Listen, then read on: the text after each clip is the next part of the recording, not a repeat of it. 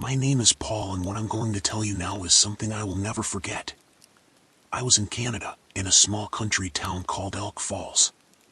I've always been passionate about nature, so I decided to spend a weekend camping outside the city. It was a Friday afternoon when I arrived. The sky was blue and the crisp autumn air was invigorating. I found a perfect place to pitch my tent, near a peaceful lake and surrounded by tall, dense trees. I was excited about the idea of spending a few days away from the hustle and bustle of the city. On the first day, everything went well. I went on a trail, took some photos, and even fished a little in the lake. At night, I built a fire and watched the stars, which seemed to shine more brightly in that isolated corner of the world. But it was on the second night that things started to get weird. Around 11 at night, when I was ready to sleep, I started to hear noises coming from the forest. It was as if someone was walking through the trees, but the steps were too heavy for it to be a small animal. I thought it might be a deer or something, so I tried not to worry. However, the sounds became closer and more intense. That's when I heard a whisper, something incomprehensible, but definitely human. The chill down my spine was immediate.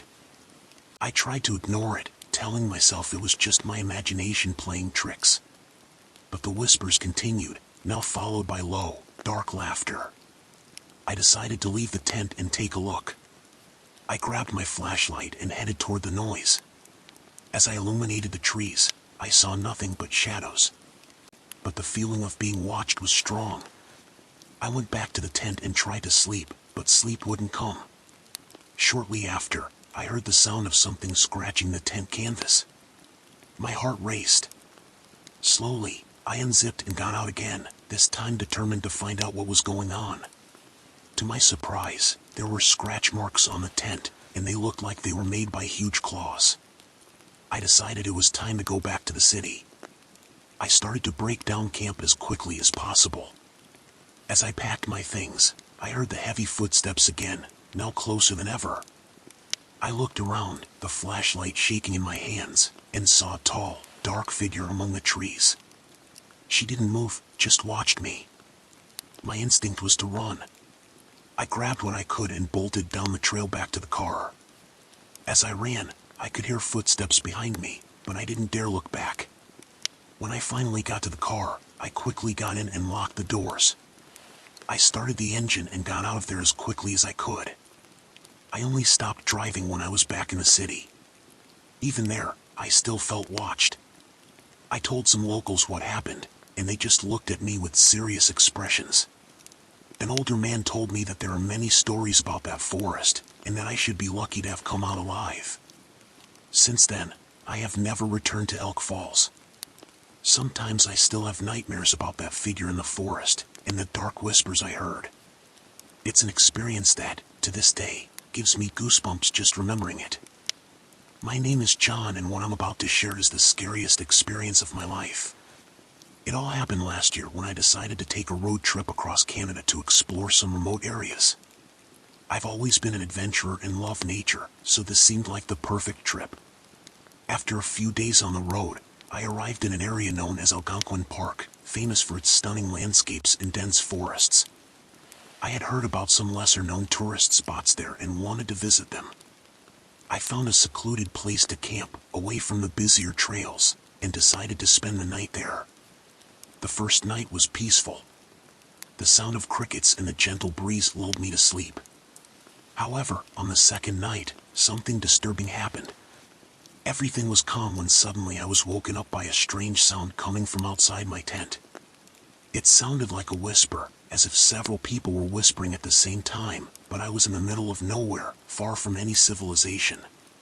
I grabbed my flashlight and left the tent, trying to identify the source of the whispers. I looked around but saw nothing but darkness and trees. When I returned to the tent, the sound stopped. I thought I might be imagining things, so I tried to go back to sleep. That's when I heard footsteps around my tent, as if someone was walking in circles. My heart started to beat faster. I opened the tent again, but this time the footsteps stopped. I stood outside for a few minutes, trying to convince myself it was just an animal. But deep down, I knew something was wrong. I went back inside, trying to calm down, but the whispers came back, louder and closer. What happened next was even more terrifying. The temperature dropped drastically, and I felt freezing cold, even though I was well dressed. It was then that I saw something that I will never forget. A translucent figure, like a mist, began to form a few meters away from me. I couldn't move. I was completely paralyzed with fear. The figure looked like a person, but its eyes were two black holes, and it extended its hand towards me. The whispers increased. Now they were almost desperate screams. I finally managed to move and ran to my car, leaving all my things behind. I drove all night, only stopping when I was in a more populated area. The next morning I went back with some rangers to get my things. They laughed at my story, saying it was probably my imagination or some wild animal. But I know what I saw and heard. Since that day, I have never camped alone again. Algonquin Park, for all its beauty, holds a dark secret that I hope I never encounter again. My name is Emily, and I am a wildlife photographer. Last fall, I decided to go to Banff National Park in Canada to capture some images of the stunning scenery and animals. Banff is known for its majestic mountains, pristine lakes, and dense forests, and I was eager to explore it all. After spending a few days taking amazing photos, I heard about an old abandoned trail that wasn't on the common tourist map. They said the place was haunted, but I didn't believe those stories and decided to check it out. I grabbed my things and headed there. The trail was difficult to find and it seemed like few people went there. When I finally arrived, the atmosphere was unlike any other part of the park.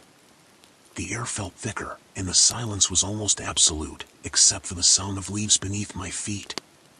I had been walking for about an hour when I came across an old, abandoned cabin.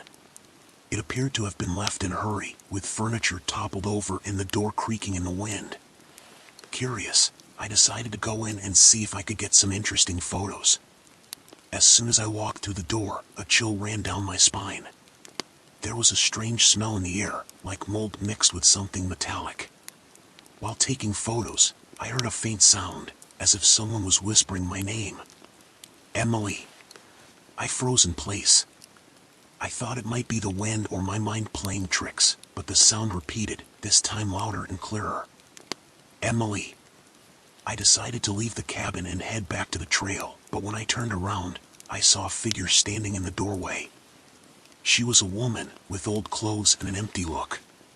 She didn't move, just watched me. My instinct was to run, but my legs felt heavy. The woman started walking towards me. Her steps didn't make any sound. I finally managed to move and ran out of the cabin, without looking back. I heard footsteps behind me, but I didn't dare stop. When I got back to the main trail, the sounds disappeared and the air seemed to return to normal. I went back to my camp and tried to calm down. I told the story to some fellow photographers, and they told me that the area I was in was known as the Ghost Trail. They said that, many years ago, an entire family had disappeared there, and their souls had never found peace. I never went back to that cabin, but I still have the photos from that day. In some of them, if you look closely, you can see a pale figure in the background, watching. It's a constant reminder that some ghost stories may be more real than we realize.